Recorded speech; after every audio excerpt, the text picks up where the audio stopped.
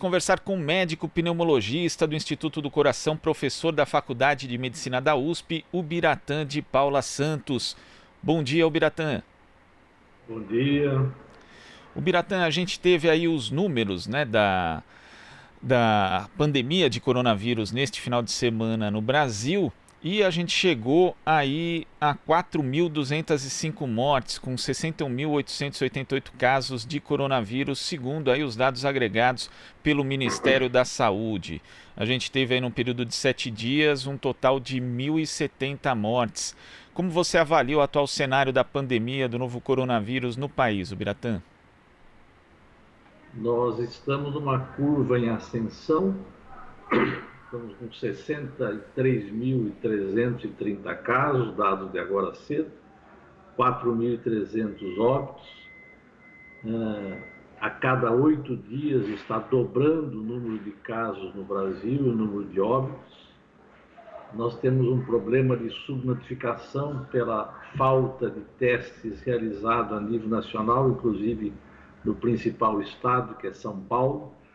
São Paulo, o estado, representa cerca de 65% dos casos dos óbitos do Brasil, e a capital, 2/3 do que corresponde ao estado.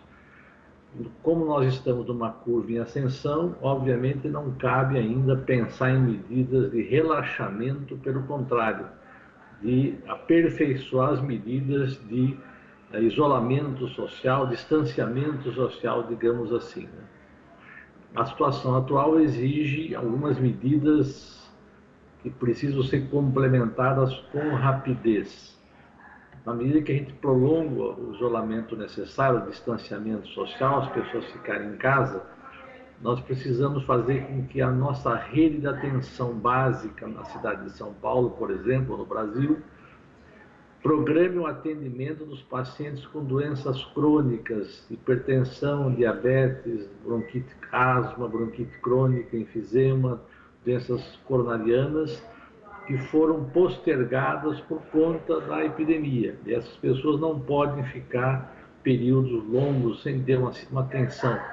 Então, é preciso que a atenção básica, ao lado de monitorar e identificar casos de Covid na sua região, desenvolva, retome uma atividade essencial, até porque muitas dessas pessoas eram atendidas em hospitais, e os hospitais estão bastante sobrecarregados com a atenção ao Covid.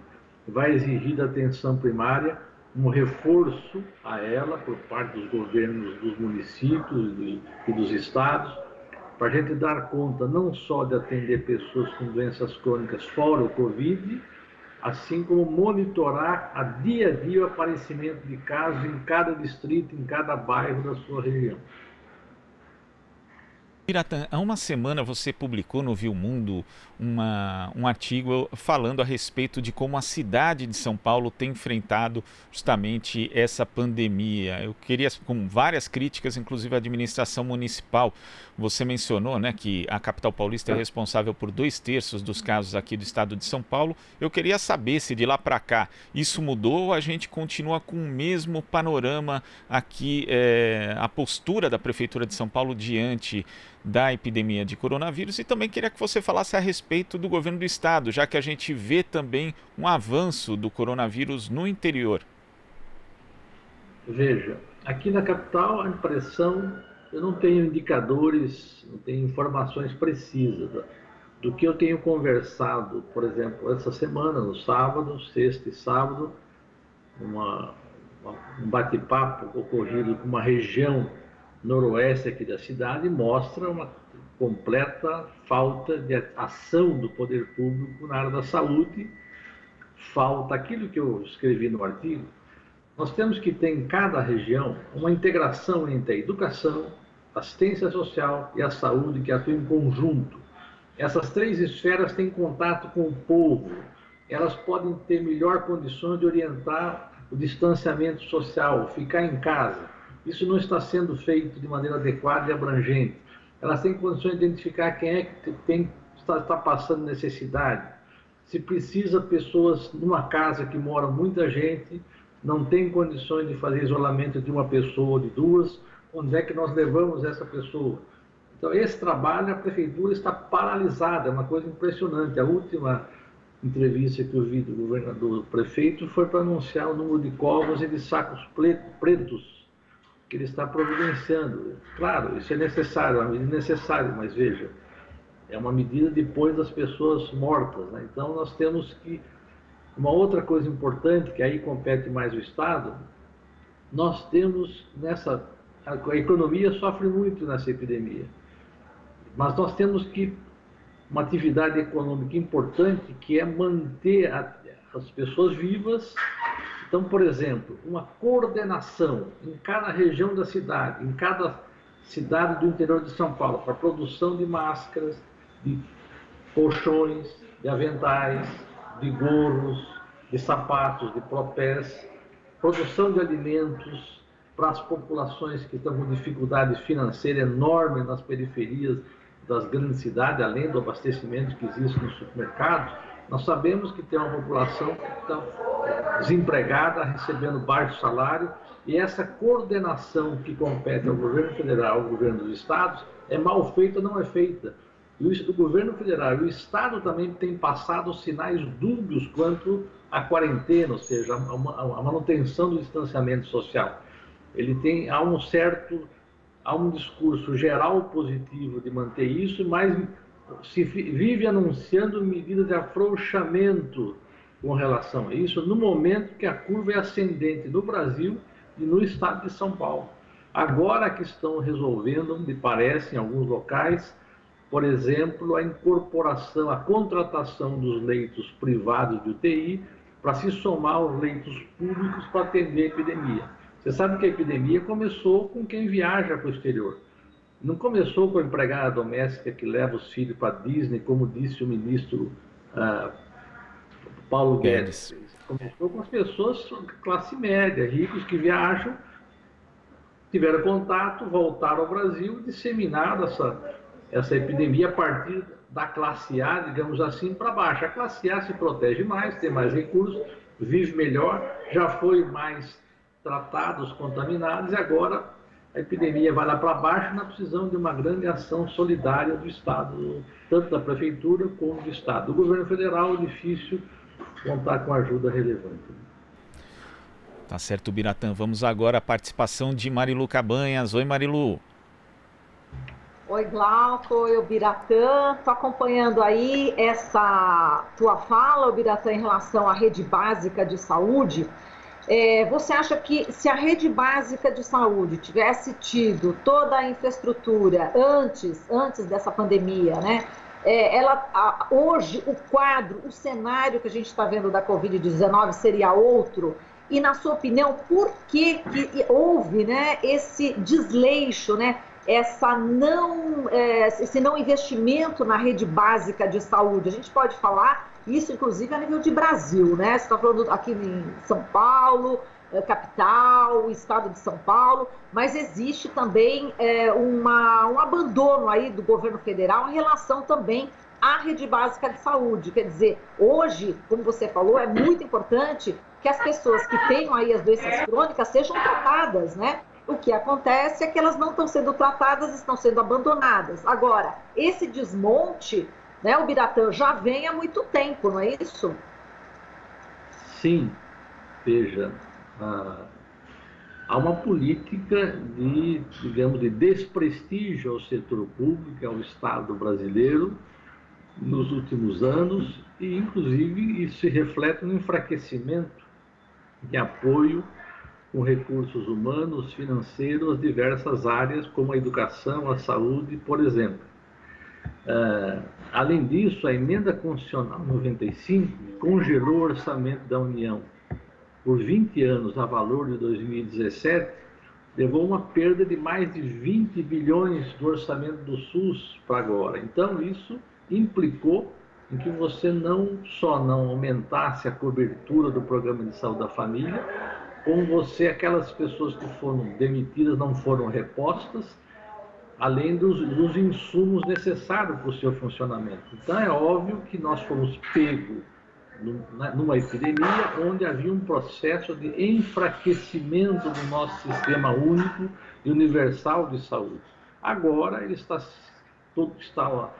aos olhos nus, digamos assim, à vista, a sua importância estratégica para toda a sociedade, para todo o país, para todas as cidades, todos os estados, de cada bairro até a nível da federação. E eu espero que isso sirva de exemplo para que a gente retome, durante essa epidemia e no posterior, medidas necessárias para o fortalecimento permanente da estrutura de saúde. Mesmo a atenção hospitalar, nós temos no Brasil, em São Paulo, hospitais desativados, há uma falta de leitos, já havia uma carência de leitos, por exemplo, a espera para fazer cirurgias, procedimentos eletivos é longa no Brasil. Nós já tínhamos uma carência, agora a carência se revelou para um problema agudo em função de uma doença infecciosa, infelizmente de alta letalidade, né? Exato. Agora, o Biratã, a gente está vendo cenas novamente, né, de pessoas dormindo em filas nas agências da Caixa Econômica Federal para tentar conseguir os R$600 de auxílio emergencial, né? E, enfim, dobrando esquina, e pessoas levando caixotes, papelão, cobertores, passando a madrugada em frente à agência, nas proximidades. O quanto isso deve prejudicar ainda mais o controle dessa pandemia? Claro, isso evidentemente expõe as pessoas e aumenta a transmissão. Isso é inadmissível. O governo brasileiro vem trabalhando nos últimos anos para economizar recursos. Então, o Estado ele só aprendeu a cortar gastos. Na hora que tem que estimular o país com gastos e atender especialmente as pessoas que perderam o emprego ou estão subempregadas ou há muito tempo desempregadas, ele, além de atrasar propositadamente o desembolso disso por um mecanismo da chamada fazenda, da maneira de atuar da fazenda brasileira, criam-se mecanismos burocráticos, morosos, que implicam nessas filas que nós temos visto. Uma outra coisa, por exemplo, aqui em São Paulo, desculpa o barulho, é que eu estou dentro do hospital e está em atividade aqui, no andar onde eu estou. E em São Paulo você tem esses albergues, por exemplo, as pessoas dormem, 7 horas da manhã tem que ir para a rua. Elas não têm um acolhimento ao longo das 24 horas. Significa que as pessoas de rua ficam circulando à procura de alimento, das suas necessidades. E são pessoas que, em vez de estar isoladas, digamos assim, elas dormem à noite no local e depois, durante o dia, circulam em toda a cidade, né? Então, isso também acontece com essas filas da Caixa, que são inadmissíveis, e é um fator que contribui, provavelmente porque o conceito do governo federal, de vários ministros, do presidente da República, é que essa doença não é relevante e, eventualmente, possa ser tratada com cloroquina, né? Perfeito, Biratã. Bom, enfim, a gente ainda tem um longo caminho pela frente e a perspectiva, enfim, com esse novo comando também do Ministério da Saúde, né, com Nelson Teich, não nos dá também muita esperança que essa curva vá ser amenizada, né? Não tem esperança. Há uma piora progressiva das ações do governo federal. O outro ministro tinha suas limitações, esse é pior ainda, não é do ramo, não tem um discurso, não tem uma presença diária no comando da saúde do país para estimular as medidas nos estados, não tem um comando para estimular o fornecimento de materiais, por exemplo, ainda com a maior produção de álcool provavelmente do mundo, não sei se os Estados Unidos produzem um pouco mais de nós por causa do milho, nós estamos faltando álcool gel em vários locais, de vez em quando vem, de vez em quando falta, uma situação de descoordenação completa, o que agrava todo o esforço e as condições para combater essa epidemia que vivemos atualmente. Perfeito, Biratã. Eu agradeço aqui a sua participação. Te passo agora para o Glauco. Um abraço. Tá, um abraço. O Biratã, só para a gente concluir, falando aqui também da situação em São Paulo, né, segundo os dados da Secretaria de Estado, da Saúde, 58,9% dos leitos de UTI já estão ocupados por conta do tratamento da Covid-19, mas na Grande São Paulo esse número salta para 77,3% dos leitos de UTI ocupados. Você acha que vai ser inevitável que o poder público requisite aí o controle da administração também dos leitos privados para poder coordenar melhor essa resposta à Covid-19? Minha impressão é que sim, e rapidamente. Porque veja, você não pode fazer uma distribuição média por leito. Eu posso ter leito numa região do estado onde eu tenho uma baixa demanda, contágio, infecção, portanto uma baixa demanda por leito de UTI.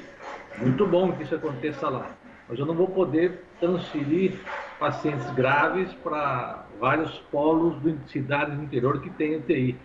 Eu vou concentrar a capital de São Paulo, por exemplo, ela concentra 21% dos casos e 26% dos óbitos no país. Aqui é que se interna mais, na capital e na Grande São Paulo, que é o maior número. E aqui eu vou ter que fazer essa requisição. Se eu não fizer isso, eu vou provavelmente deixar pessoas que precisam ir para a UTI hoje, postergar sua entrada numa UTI, e sempre que eu entro com um paciente que passou do ponto, ele está mais grave quando ele entra na UTI do que ele deveria ter entrado, eu aumento a chance dele não sobreviver, aumento o risco dele falecer. Então é fundamental não haver um atraso na entrada de um paciente que está internado ou em ambulatório para a UTI, que isso é uma fase decisiva para reduzir mortalidade. Quando ele chega com várias complicações que poderiam ter sido evitadas por internação 1, 2, 3, 4 dias antes, significa que se eu não fizer isso, eu não vou estar salvando vidas de maneira adequada, que é o nosso objetivo. Tá certo, Biratã, muito obrigado pela sua participação e até a próxima. Obrigado a vocês e a todos os ouvintes. Um abraço. Abraço. Conversamos aqui com o médico pneumologista do Instituto do Coração e professor da Faculdade de Medicina da USP, o Biratã de Paula Santos. Você está ouvindo Jornal Brasil Atual. As notícias que os outros não dão.